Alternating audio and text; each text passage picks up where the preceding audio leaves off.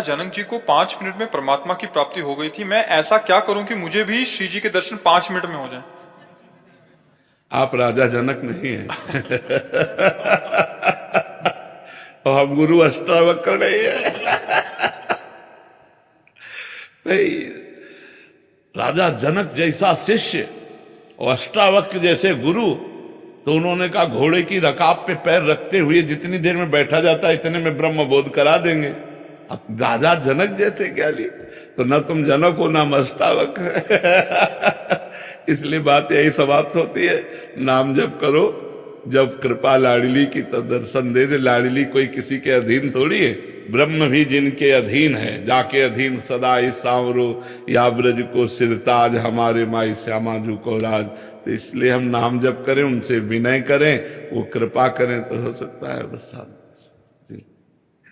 आयुषी शर्मा जी बनारस, श्री हरिवंश महाराज जी पहले मुझे मेकअप वगैरह का बहुत शौक था महाराज जी, और ऐसा लगता था खूब पैसा कमाऊं, बड़ा पद हो, सुंदर सुंदर भोग हो। महाराज जी जब से सत्संग सुना है और यहाँ आना शुरू किया है केली कुंज में, तो महाराज जी तब से मतलब ये कम हो गया है, और मतलब ऐसा हो गया कि अभी केवल और केवल भजन करना है, वृंदावन वास हो जाए, प्रभु की प्राप्ति हो जाए। महाराज जी अब बहुत बड़ी कृपा हुई है जो ऐसी बात आई है, बहुत बड़ी कृपा हुई। बस इस बात को परिपक्व कर लो, अपने हृदय में बैठ जाए। वृंदावन वास होए चाहे ना होए, लेकिन नाम ना छूटे। जहां नाम है वहीं प्रभु हैं। अब हम वृंदावन वास करें, प्रभु का भजन ना हो तो बात ठीक नहीं। हमको प्रधानता रखनी है पहली बात प्रभु के भजन की, कि हम जहां भी रहेंगे प्रभु का सुमिरन करेंगे। अब दूसरी बात अर्जी लगाते रहिए कि वृंदावन वास हो जाए, अगर श्री जी वृंदावन वास दे दें तो फिर भजन हो तो और बढ़िया बात है। पर जहां भी रहे भजन परायण रहे। मनुष्य जीवन का उद्देश्य यही है कि हम अपने कर्तव्य कर्म का पालन करते हुए, ध्यान से सुनो, अपने कर्तव्य कर्म का पालन करते हुए भजन करके भगवान को प्राप्त कर लें। कहीं भागने की जरूरत नहीं, कहीं कुछ बदलने की जरूरत नहीं है।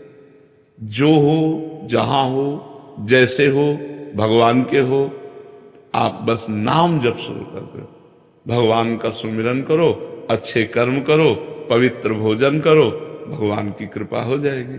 अच्छे कर्म नहीं हुए, अगर हमसे गलत कर्म होते रहे तो बहुत समय फिर लगेगा। मार्जन बार बार नहाओ और धूल में लौट जाओ, तो यह है कि अच्छे कर्म किए और फिर बुरे कर्म किए, फिर भजन किए, फिर बुरे कर्म किए, तो बहुत जन्म लग सकते हैं।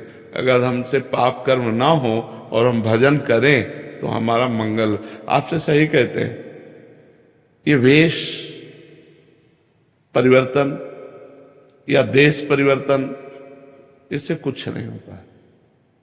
जब तक उद्देश्य परिवर्तन नहीं होता तब तक बात नहीं बनती।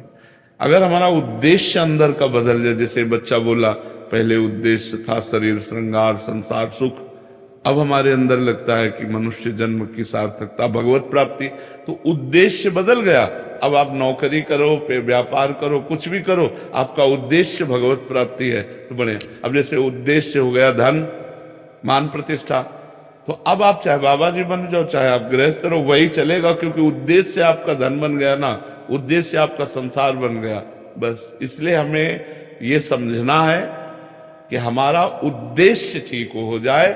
भेष परिवर्तन, स्थान परिवर्तन खास बात नहीं है, खास बात है उद्देश्य परिवर्तन।